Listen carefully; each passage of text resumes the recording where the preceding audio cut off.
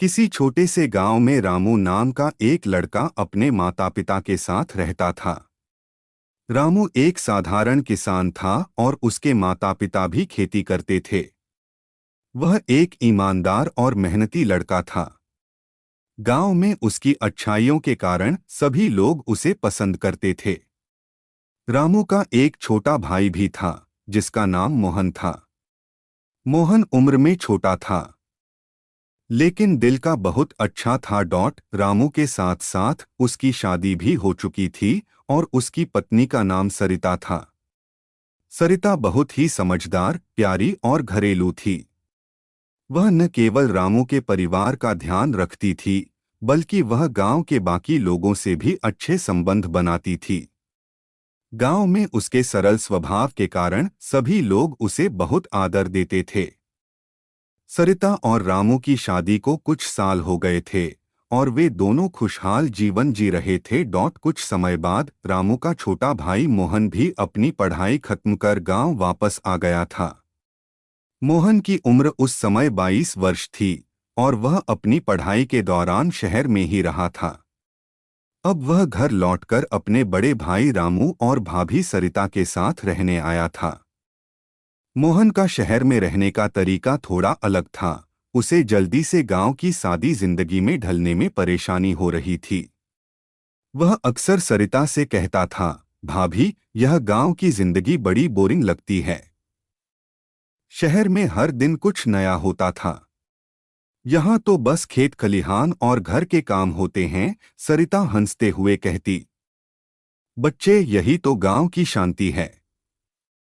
यहाँ कोई जल्दी नहीं करता, सब कुछ धीरे धीरे चलता है। थोड़ा समय तो लगेगा, लेकिन तुम भी जल्द ही यहाँ के माहौल में ढल जाओगे। मोहन की बातें कभी कभी रामू के कानों तक भी पहुँचतीं। रामू जानता था कि उसका भाई धीरे धीरे गांव के माहौल में समायोजित हो जाएगा, लेकिन उसे लगता था कि मोहन को सरिता से ज्यादा उम्मीदें थीं। रामू की भी एक बड़ी चिंता थी कि मोहन की शहरी मानसिकता और उसकी भाभी सरिता के बीच कोई समस्या न आ जाए। सरिता को मोहन के शहर से वापस लौटने की खबर मिली तो वह बहुत खुश हुई। उसने मोहन को अपने घर में ससम्मान बिठाया और उसे अच्छा भोजन दिया। शुरू में तो मोहन भी बहुत चुप था, लेकिन सरिता ने उसे सहज किया। वह रोज उसे खाने के नए नए पकवान बनाकर देती और उसकी पसंद नापसंद का भी ख्याल रखती।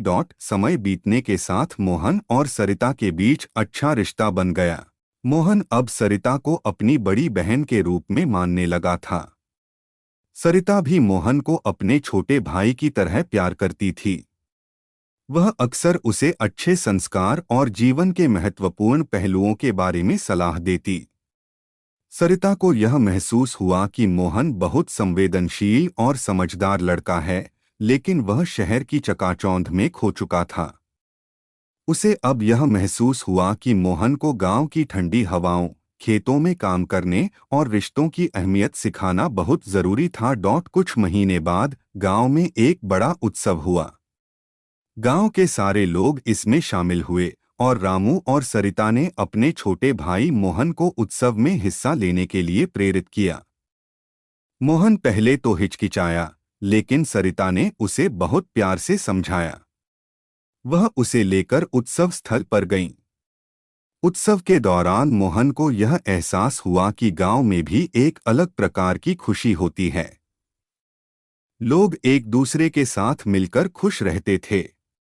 उसे यह समझ में आया कि जीवन के छोटे छोटे सुख भी बहुत बड़े होते हैं। उत्सव के बाद मोहन ने सरिता से कहा, भाभी, मुझे अब समझ में आ गया है कि इस गांव में कितनी शांति और सुकून है।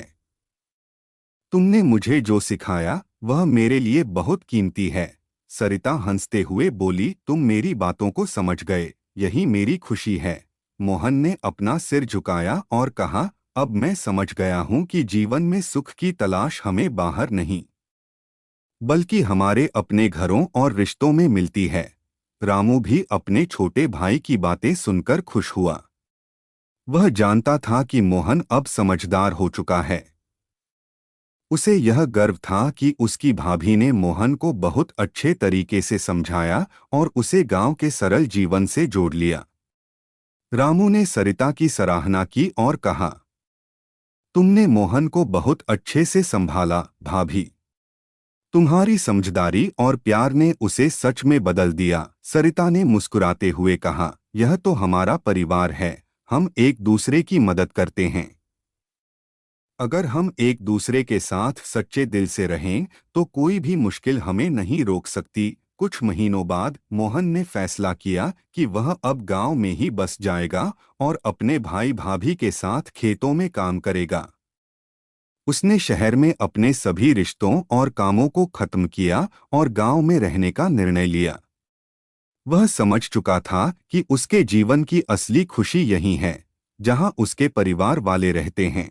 वह अब हर दिन अपने भाई रामू और भाभी सरिता के साथ खेतों में काम करता और गांव की समस्याओं को सुलझाने में उनकी मदद करता।